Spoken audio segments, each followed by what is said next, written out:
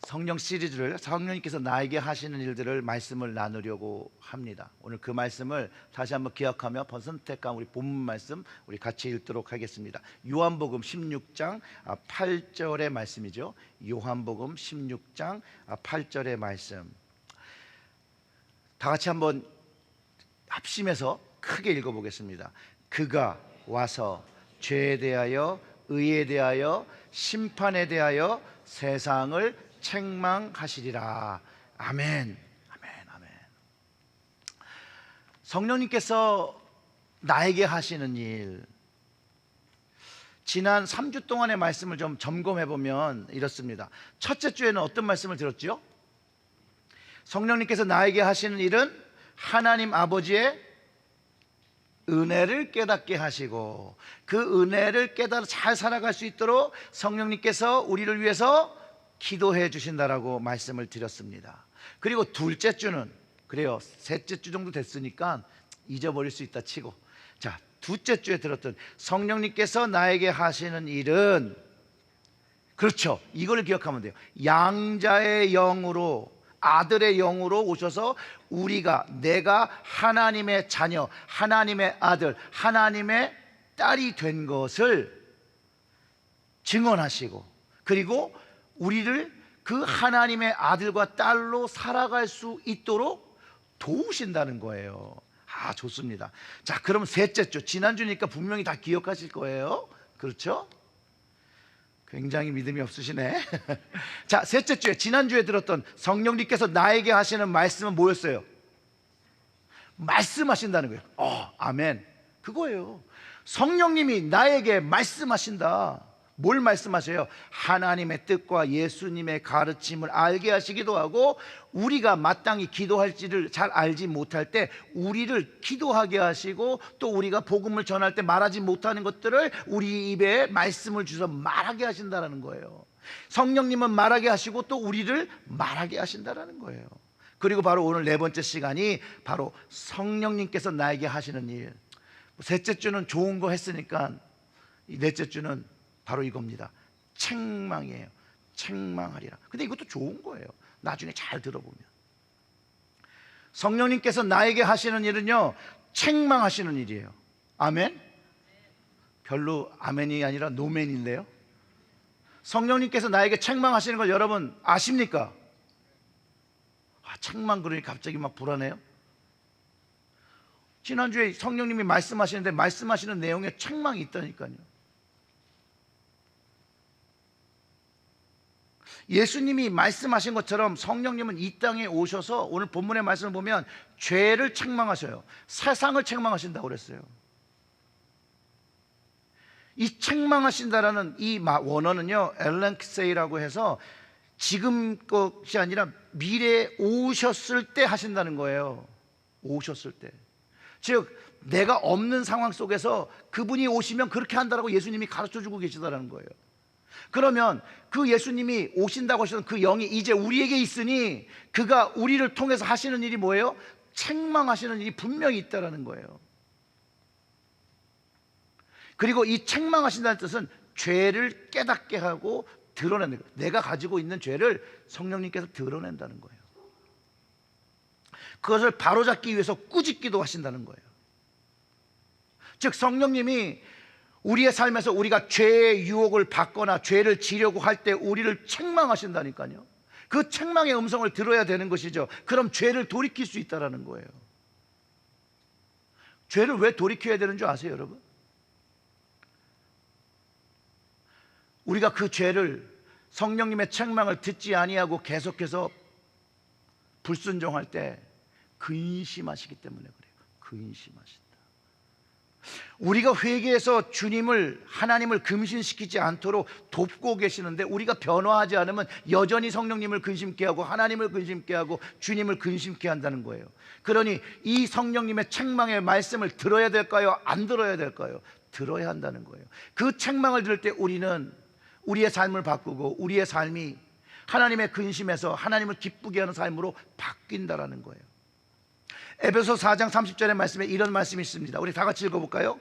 하나님의 성령을 근심하게 하지 말라. 그 안에 너희가 구원의 날까지 인치심을 받았느니라. 여러분, 이 성경 구절을 통해서 우리가 분명하게 알 수 있는 건, 내가 성령님을 근심하게 할 수 있다는 겁니까? 없다는 겁니까? 있다는 거예요. 내가 성령님을 근심하게 하는 존재라는 거예요. 근데 이렇게 말씀하신 이유가 뭐예요? 성령님의 책망의 말씀을 들어야 한다는 거죠.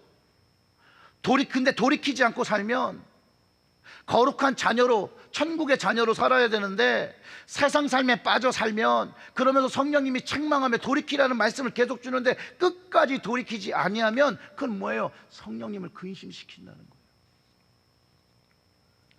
그리고 금방 말씀드렸던 것처럼 성령님이 근심하신다는 그 말 자체 안에 담긴 말은 삼위일체가 되신 하나님을 근심케 하는 거예요. 아버지 하나님을 근심케 하는 것뿐만 아니라 예수 그리스도, 우리를 구원하신 그분을 근심케 하고 있다는 거예요. 그러니 우리는 성령님의 책망의 말씀, 그것을 들어야 되는 것이고, 그리고 그것을 우리의 삶에서 끊어냄으로 인해서 하나님이 나를 보며 근심하시는 요소들을 우리의 삶에서 근절해야 된다는 거예요. 바꿔야 한다는 거예요. 언제요? 우리가 성령님의 책망을 듣고 순종할 때. 정말 내가 오늘 성령님의 책망을 내가 정말 내 마음속에, 내 영에 들리고, 그리고 그것에 순종하면 여러분, 우리의 기도가 바뀝니다. 기도가 바뀌어요. 이렇게 기도가 바뀌어요. 성령님, 오늘 내가 하나님을 근심케 하는 죄가 무엇인지 책망하여 주시고, 내가 그것을 깨달아 이제 하나님을 근심치 않게 하고, 아버지를 근심치 않게 하고, 하나님을 기쁘게 하는 변화를 가지게 해주세요. 제 힘으로 되지 않아요. 그러니 성령님이 도와주세요. 그러니 제 삶 속에서 깨닫게 해주세요. 어떤 것이 하나님을 근심케 하고 어떤 것이 하나님을 기쁘게 하는 것인지 알려주세요. 그리고 거듭난 삶으로 살게요. 하나님 기뻐하시는, 주님 기뻐하시는, 성령님 기뻐하시는 삶 살게요. 이런 기도를 시작한다는 거예요. 근데 이렇게 생각해 보세요. 정말로 이런 마음을 갖고 기도하는데 성령님이 기뻐하지 않으시겠습니까? 성령님이 기뻐하시는데 왜 도와주지 않으시겠어요? 선한 것으로, 영적인 것으로, 거룩한 것으로 변하려고 성령님께 기도할 때 왜 성령님께서 역사하지 않으시겠어요? 그때 성령님의 음성이 우리에게 들리는 거예요. 우리가 죄에서 자유함을 경험하게 하고 죄에서 승리함을 경험할 수 있도록 도와주시기 시작하는 거예요. 그래서 많은 목사님들이 성령님을 회개의 영이라고 말하는 거 들어보신 적 있을 거예요. 그리고 기도하면서 회개의 영을 부어달라고 기도했던 그런 경험도 여러분들에게 다 있으실 거예요. 그 모든 이유가 성령님이 나에게 하시는 일이 바로 죄에 대해서 책망하시는 그 일을 지금도 하고 있고, 오늘도 하고 있고, 내일도 계속해서 우리에게 하실 거라는 거예요.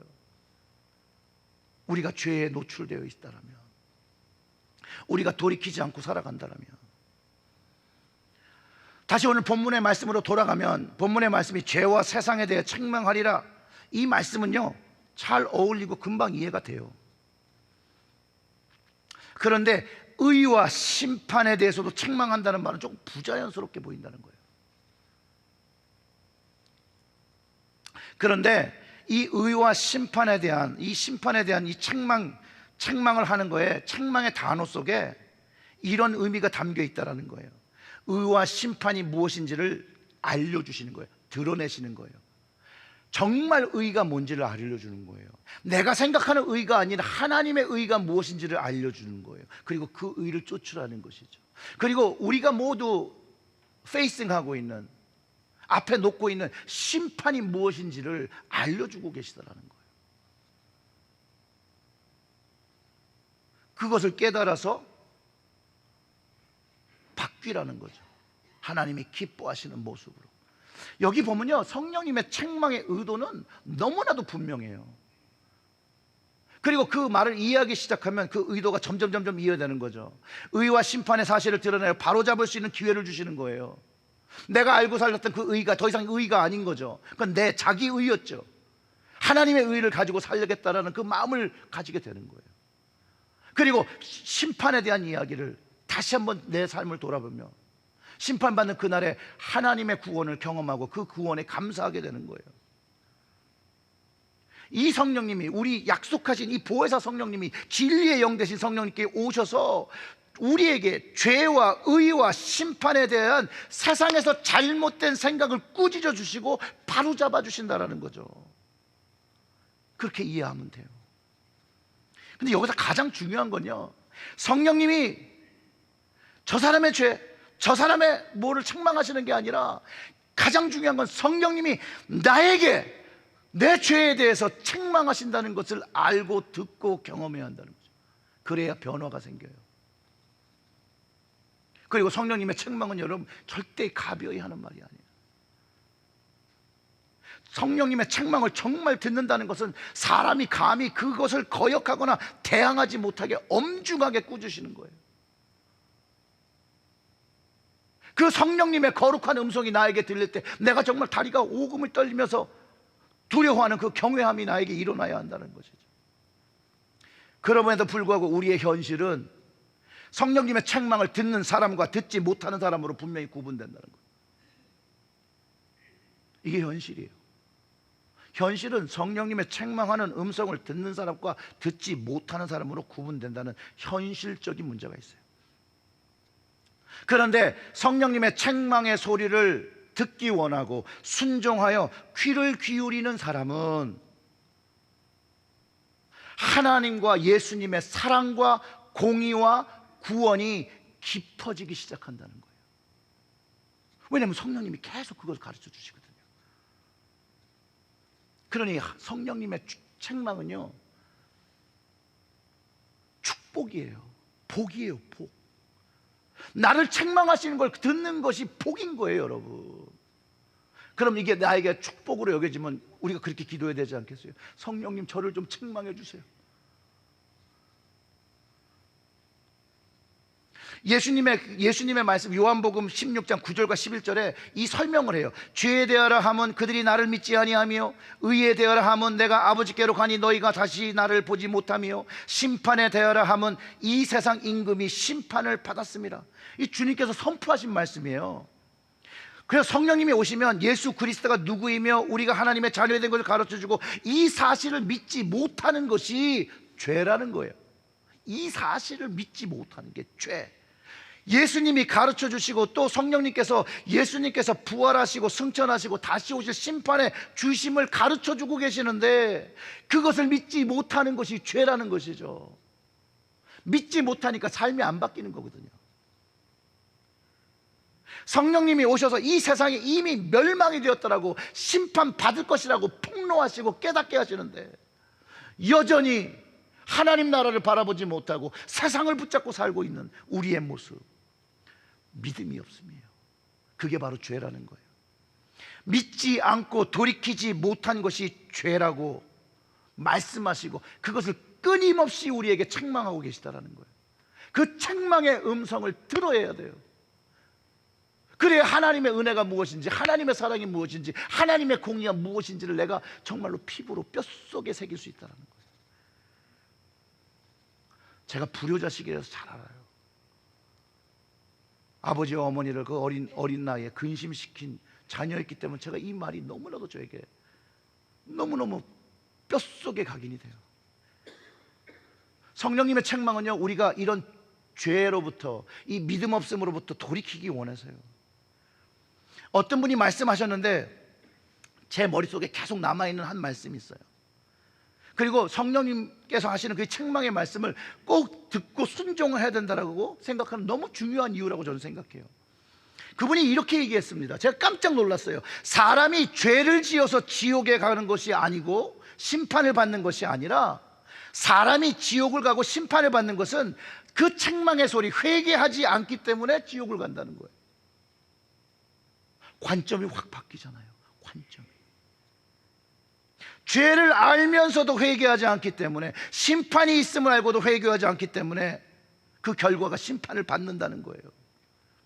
전적으로 회개하지 않고 성령님의 책망을 듣지 않은 그거, 자기의 선택이라는 거예요. 하나님께서 뭔가 안 해주셨고, 주님께서 뭔가 안 해주셨고, 성령님께서 뭔가를 안 해주신 게 아니라 성령님을 통해서 끊임없이 하고 계시는데 그것을 내가 받아들이지 못하고, 그 음성을 듣지 못하고, 그 책망을 순종하지 못하는 것에서 결론 지어진다는 거예요.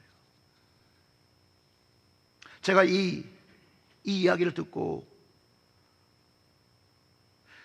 성령님의 책망과 그 말씀을 듣지 않는 사람들의 선택의 결과라는 것에 제가 충격과 생각의, 사고의 관점이 완전히 전환을 가졌던 적이 있습니다. 그렇기 때문에 오늘 말씀드리는 이 성령님의 책망을 듣고 순종하고 그것을 내 삶에 실행하는 것이 너무나도 중요한 것이라는 거예요. 그리고 여기에는 하나님의 은혜가 가득 담겨 있습니다. 왜냐하면 책망하시는 이유예요. 책망하시는 이유. 사랑하는 성도 여러분, 성령님이 우리를 책망하시는 근본적인 이유는 바로 사랑에 있습니다. 사랑하시니까 책망하시는 거예요. 사랑하니까 책망하시는 거예요. 그래서 그분의 음성을 듣고 회개하고 돌이키고 하나님이 기뻐하시는 삶을 살기를 바라며 책망하시고 계시다는 거예요. 로마서 8장 26절에 이와 같이 성령도 우리의 연약함을 도우시나니 우리는 마땅히 기도할 바를 알지 못하나 오직 성령이 말할 수 없는 탄식으로 우리를 위하여 친히 간구하시느니라. 책망도 하시지만 우리가 변하길 바라면서 간절히 기도하신다니까요. 간절히. 우리의 삶이 하나님을 근심케 하는 삶에서 하나님을 기쁘시게 하는 삶으로 바뀌라고. 근데 그 바뀌지 않는 연약함을 위해서 기도도 잘 못하고 제대로 하지 못하는 우리를 위해 탄식하고 기도하시는 그 이유가 사랑이라는 거예요. 사랑. 우리를 사랑하셔서, 사랑하셨기 때문에, 사랑하시기 때문에 책망하시고, 사랑하시기 때문에 탄식으로 기도해 주신다는 거예요. 우리 주님은 우리를 사랑하기 때문에 그 생명을 십자가에 내어주시고 부활하시면서 그 영원한 생명이 우리의 것임을 알려주셨다는 거예요. 그게 바로 사랑이에요. 어제 새벽기도에도 말씀을 잠깐 나눴던 것처럼 사도 바울이 교회에 편지를 보낸 것, 책망하고 칭찬하는 그 모든 것이 사랑으로부터예요. 주님의 사랑으로부터, 그리고 그 교회를 사랑함으로부터, 그 성도를 사랑함으로부터예요. 마치 어머니가 자식들에게 잘 되라고 사랑으로 말씀하시는 거, 우리 성령님도 우리가 잘 되기 위해서 책망하시는 거예요. 근데 이거를요 잔소리로 들으면 안 된다는 거예요. 한쪽으로 듣고 이쪽으로 흘리고 이쪽으로 듣고 이쪽으로 흘리면 안 된다는 것이죠. 제가 불효자식이라서 잘하는 거예요. 정말로 말을 안 들었거든요.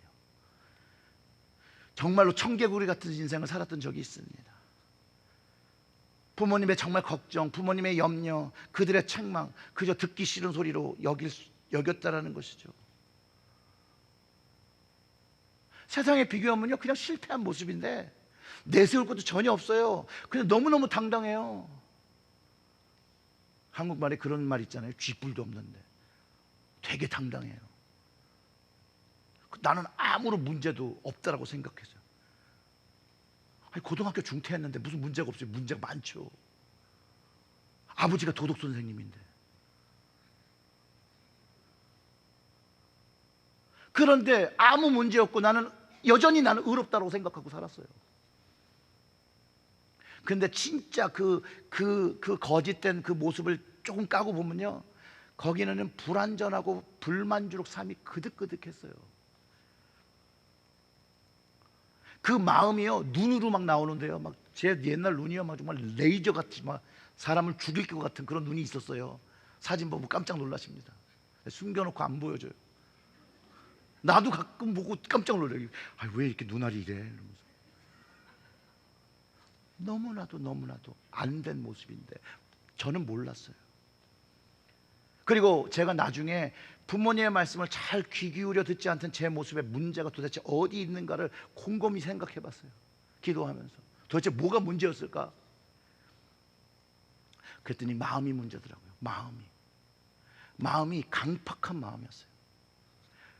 완고한 마음이었고 교만한 마음이었으니 부모님이 그렇게 인생을 잘 오랫동안 사셨고 경험이 있는데 그 말씀을 안 들은 거예요. 그리고 내가 막 다 제일 잘난 줄 알았어요. 지가 잘나봤자 17살도 안 되는데 뭘 알겠어요. 저만 그런 거죠? 그런데요, 우리가 성령님의 책망과 말씀을 귀 기울이지 않고 순종하지 않는 이유가 바로 동일한 이유였다는 걸 제가 알았던 거예요. 우리의 마음이 강팍하고 완고한 마음이 있을 때 우리는 성령님의 음성을 듣지 않아요. 성령님의 음성을 들어도 잔소리로 여겨요. 성령님의 그 음성을 거부해요. 불순종해요. 그래서 마음이 강팍하고 완고한 사람은요, 절대로 성령님의 인도하심을 받지 않는 거니까 받지 못하는 거예요. 여러분 이해가 되시죠? 마음이 완고해서 성령님의 인도하심을 안 받으니까 받지 못하게 되는 거예요. 성령님의 책망이, 그분의 인도하심, 우리를 하나님이 기뻐하시는 삶으로 이끄시는 건데요, 그 말씀을 받을 수가, 마음에 받을 수가 없으니 삶의 변화가 전혀 일어나지 않는 거죠. 성숙과 그 승리의 기쁨을 맛보지 못하게 되는 거예요. 제가 진짜 불효자식이라서 제가 그걸 알아요. 제가 말씀드렸잖아요. 아버지가 도덕 선생님. 다른 자식들 다 잘 됐어요. 작은 누나, 큰 누나, 작은 누나 서울대학교, 형 연세대 다 음악했거든요. 근데 우리 엄마한테 우리 형은요 늘 서울대학 못 간 놈이라고 맨날 욕을 먹었어요. 근데 제가 종지부를 찍었잖아요. 자퇴, 검정고시. 그래서 정신을 못 차려요. 정신을. 우리 아버지가 얼마나 속상했는지 하루는 저를 막 두들겨 팼어요.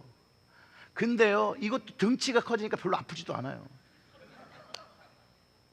막 맞다가 맞을 때 막 분하더라고요. 왜 날 때리지? 근데 때리다 우리 아버지가 이 자식은 때려도 안 된다라는 걸 했더니 갑자기 멈추지 막 우시더라고요. 막 우시더라고요. 막 우시더라고요. 제가 그 아버지의 울음을 듣고 변화해야겠다라는 생각을 하기 시작했어요. 제 이 말씀을 드릴 이유는요, 성령님이 나를 위해서 탄식하며 기도하는 그 음성을 우리가 다 들어야 돼요, 여러분. 성령님께서 나를 위하여 탄식하는 그 기도를 들으면요, 안 바뀔 수가 없어요. 안 바뀌면 안 돼요. 그 간절하게 기도하신 성령님의 음성을 듣고 탄식하심으로 나를 위해서 기도하시는 그 음성을 들으면요, 내 삶이 바뀐다는 거예요.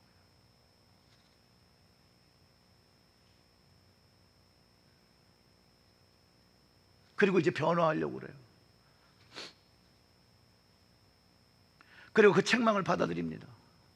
그러고 나면 주님의 사랑이 무엇인지를 깨닫기 시작하고, 주님의 공의가 무엇인지를 기억하고, 주님의 그 구원의 기쁨이 무엇인지를 알기 시작하며 살게 된다는 거예요. 성령님의 책망을 받지 않고 주님의 사랑과 공의와 구원을 거절한 채로 사는 것은 실제로 정말로 불안하고 답답하고 불만족스러운 삶을 살면서 불평이 입에서 떨어지지 않고 모든 문제가 나로부터 시작되고 있는데 다 남의 잘못이라고 블레임하면서 사는 인생이 돼요. 바로 이 삶이요, 여러분, 성령 하나님을 근심케 하면서 사는 삶이라는 거예요. 불순종의 삶이라는 거예요. 성령님이 정확하게 무엇이 죄이고 무엇이 의인 것을 책망하며 가르쳐 주는데 자꾸 거기다 내 기준을 드는 거예요. 내 의를 얘기하는 거예요.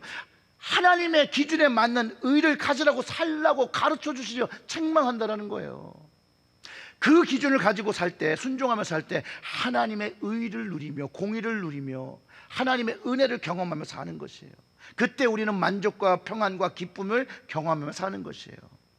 성령님은 우리가 영적 만족으로 삶의 만족과 평안과 기쁨을 가지고 하나님의 자녀로, 하나님이 사랑하시는 자녀로 살기 원해요. 그 사랑을 누리며 살기를 원하세요.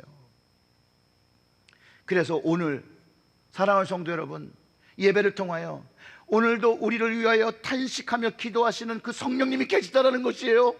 그분의 음성을 들어야 되는 것이에요. 성령님께서 나를 위하여 기도하시는 음성을 듣고 책망을 듣고 이제 그분을 근심케 하는 것들을 모두 내려놓는 거예요. 성령님 이제 그렇게 살지 않을게요. 그때 우리 성령님이 기뻐하지 않으시겠어요? 성령님이 기뻐하시는데 하나님 아버지가 기뻐하지 않으시겠어요? 우리 예수님이 기뻐하지 않으시겠어요? 저희 아버지가 제가 예수를 믿으며 변화된 삶을 보면서 이렇게 얘기를 하셨대요. 야, 예수가 진짜 살았는가 보다. 성령님의 음성을 들어야 됩니다. 예수 그리스도의 음성을 들어야 합니다. 하나님 아버지의 음성을 들어야 합니다. 그리고 내가 하나님께 근심하는 것을 그만하기 위해서 내 마음을 바꿀 때